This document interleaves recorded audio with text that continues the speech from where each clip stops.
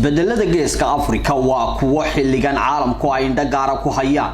waxa socda baratan wadareed xawli ah oo ku soo beegmaya 30 sanadood kadib dhanka Soomaaliya labada dhinac koonfur iyo waqooyi kala maqnaantooda ay u dheerayd midba waaye u gooni ah xilligan ififaalaha muuqda ee waqtigu hagaha ka yahay ayaa rajadu tahay mid qaaliban taariikhda la kala maqan yahay waa markii koowaad ee xalka gaarida masiir qaran ay ka midaysan yihiin caalamka waxa ku wada socda oo qayb ka ah midowga Yurub midowga Afrika Mareykanka Turkiga iyo Qatar oo isku dhinaca iyo wadamo kale sidoo kale labada dhinac ee dawladda federaalka Soomaaliya iyo Somaliland ayaa iyaguna isku go'aan ka ah helista natiijo umada u dan ah saddex bilood oo labada dhinac ay u socdeen gogol xaad ka wada hadallo ujeedkoodu cad yahay kadib waxa maanta si rasmi ah magaalada Djibouti ee Jamhuuriyadda Djibouti ka furmaya wada hadalkii ugu cuslaa oo noociisu aan hore labada dhinac u dhexmaray inkastoo wada hadallo wax loogu yeeray ay hore u jireen kuwana ay albaab u ahaayeen haddana marleyba hore ugama ay dhex muuqan wada hadalladaasi inaba wax ku taxalluqa arrimaha masiiriga ah ee mustaqbalka ummadda Soomaaliyeed labada dhinacba aan dib u miracsado kulankii ka horeeyay ee bishii February sanadkan aynu ku jirno ka dhacay magaalada Addis wuxuu si weyn kulankaasi wax uga bedelay hab fikirka iyo aragtida heerka labada dhinac ay kala taagnaayeen waxaana natiijada kulankaasi laga dheehanayay hadalkii u horeeyay ee ka soo yeedha madaxweyne Soomaaliyeed kadib burburkii kaasoo ahaa in madaxweynaha dawladda federaalka Soomaaliya Maxamed Cabdilaahi Farmaajo uu markii u horeysay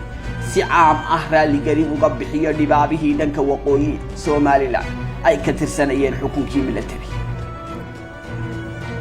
waxa loo baahan yahay garawsha loo baahan yahay in wixii xumaa u dhacay la iska cafiyo wax alla wixii chapter madow ahaa oo taariikhdana galay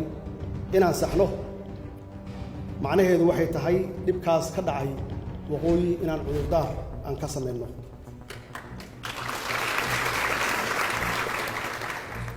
inaan cudurdaar ka sameeyno inaan raali gelin ka sameeyno dadkaas waaleena intii dhimatay iyo intii dhaawacantay aan raahno taariikh xun bay ahayd wixii dhacay waa waxaan soo marnay runtii wixii halkaas ka dhacayna wixii ka dambeeyay koonfur oo waqooyi ku duusha ma ahayn wax qabiil ku salaysan ma ahayn waxay ahayd system dawli ah oo markaas jiray isla dhanka kale iyo qaabkii madaxweynaha Somaliland Muuse Biixi Cabdi uu uga gudoomay garowsha bixinta iyo raaligelinta madaxweyne Farmaajo ayaa iyana tusaale kale ka bixinaysay halka loo socdo iyo ka daacad ahaanshaha danta guud ee labada dhinac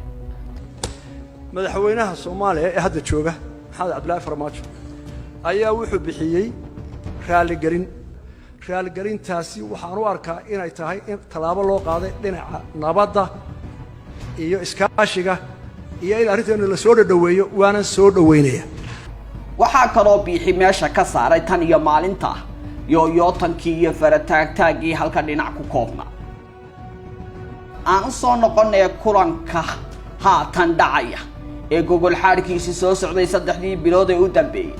waxa si weyn isha loogu hayaa miisaanka wafdiga heer federaal oo noqonaya wafdigii ugu ballaadnaa ee abid u kabaylada wada hadallada masiiriga ah dhinaca kale isla wafdiga heer federaal oo madaxweyne ra'iisul wasaare gudoomiye baarlamaan iyo xubno kale oo culculus aanay u kala maqnayn ayaa dadka siyaasadda gobolka ka faalooda waxa ilaa haatan u arkaan fursadii ugu weyneed ee soo marta Somaliland taasoo haddii dhanka kale ay daadaan noqon karta fursad ay ka faa'iideystaan muddada wada hadalladu ay soconayaan ayaa la filayaa sida xoguhu tilmaamayaan in la isla meel dhigo qorshe ay ku caddahay laba arrimo oo kala ah qaabkii qaran dib loogu wada yagleeli lahaa iyo sidii loo xallin lahaa wax kastoo tabasho la halmaala